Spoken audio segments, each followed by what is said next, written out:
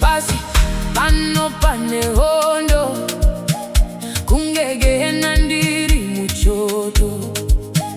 Ishe wangu ndaoneswa ndondo zhiri kurema sekukwira makomo. Ndiyambutsei wotenzi wangu ndiri kuruiswa nemhandu dairayo.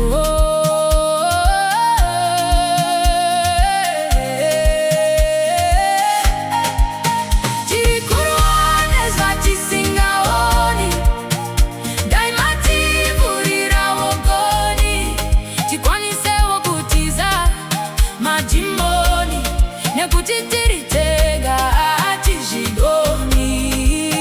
Tiri kuruonezwa tisingaoni, daima tivurira wogoni, tikwanisewo kutiza majimboni nekuti tiritega atizhigoni. Denga rine nyasha asi pasi rine hasha, boswa yacho ndinotoishaya. Satani chakamira kuda kundibaya.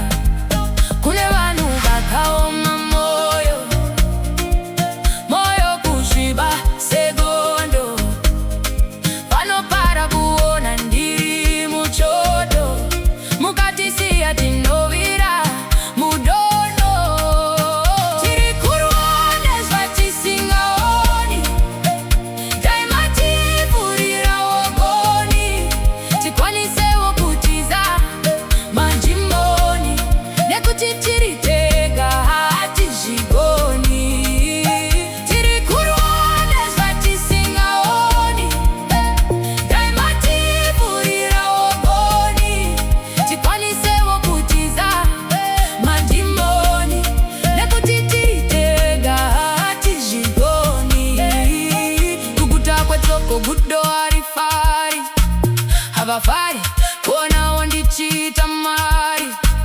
Chavasingazive ndiri mwana wa Mwari, ndiye mutariri wedu usiku nesikati. Ndinoziva Ishe hamundisiye ndiri ndega, munondiona muri ikoko kudenga. Tarirai pasi pano vaiko vanotivenga, vanoda tirarame kunge tiri mungwenga. Tiri kuruonezwa tisingaoni, daima tivurira wogoni, tikwanisewo kutiza majimboni nekuti tiritega hatizhigoni. Tiri kuruonezwa tisingaoni, daima tivurira wogoni, tikwanisewo kutiza majimboni nekuti tiritega hatizhigoni. Ndiyambutsei wotenzi wangu ndiri kuruiswa nemhandu.